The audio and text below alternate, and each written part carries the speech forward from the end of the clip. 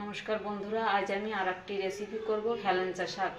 হেলেঞ্চা শাক আজ রান্না করব।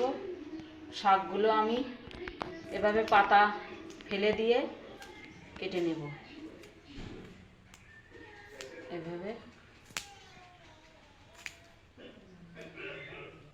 এভাবে আমি সবগুলো শাক কেটে নেব। আমি এই দেশি তেলাপিয়া মাছ দিয়ে হেলেঞ্চা শাক দিয়ে রান্না করব। দেশি তেলাপিয়া মাছগুলো আমি কেটে নেব।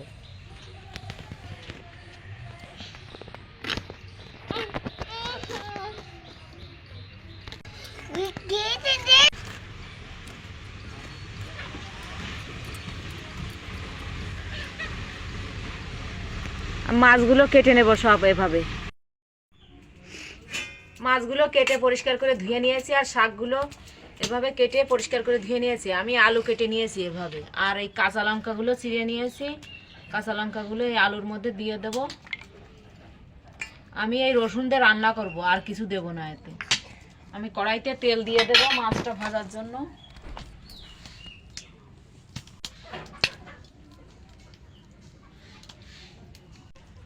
মাছে দিয়ে দেব লবণ, হলুদ, একেবারে জ্যান্ত তেলাপিয়া মাছ, দেশি তেলাপিয়া।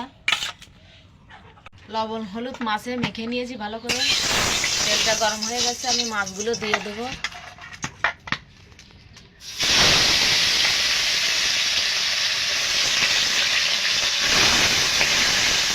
মাছগুলো আমি উল্টে পাল্টে ভেজে নেব। মাছগুলো উল্টে পাল্টে ভেজে নিয়েছি, হয়ে গেছে, তুলে নেব। বাকি মাছগুলো আমি ভেজে নেব। সব মাছগুলো ভাজা হয়ে গেছে, তুলে নেব। কড়াইতে তেল রয়েছে, আমি আর একটু তেল দিয়ে দেব।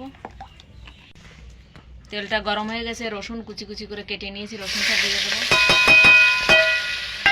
আমি এটা নাড়াচাড়া করে লাল লাল করে ভেজে নেব। রসুনগুলো লাল লাল করে ভেজে নিয়েছি, আর আলু আর কাঁচা লঙ্কা দিয়ে দেব। স্বাদ মতো লবণ দিয়ে দেব,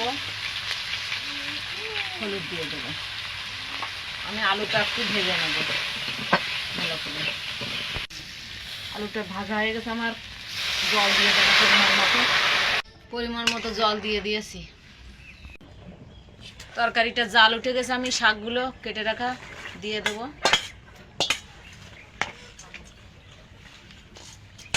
এবার আমি ঢাকা দিয়ে দেবো। তরকারিটা আমি নাড়িয়ে দেবো। এবার এই ভেজে রাখা মাছগুলো আমি দিয়ে দেবো।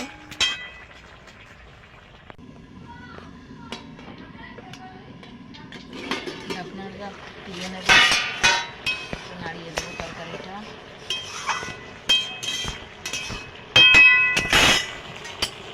আমার তরকারিটা হয়ে গেছে, নামিয়ে দেবো।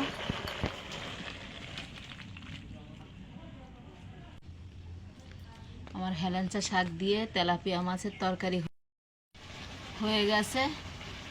রেসিপিটা যদি ভালো লাগে লাইক কমেন্ট শেয়ার করবেন, আর আমার চ্যানেলটা অবশ্যই সাবস্ক্রাইব করবেন। এভাবে করে খেয়ে দেখবেন, খুব ভালো লাগবে খেতে।